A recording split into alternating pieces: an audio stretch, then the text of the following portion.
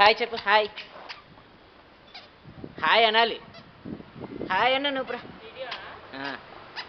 ఏయ్ దీపం ఇక్కడ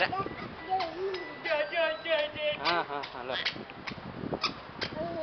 నాట్ ఇంట్రెస్టెడ్. వచ్చి ఇట్రా నువ్వు ఇప్పుడు అమ్మ దగ్గరికి వెళ్ళి. అమ్మ దగ్గరికి వెళ్ళి.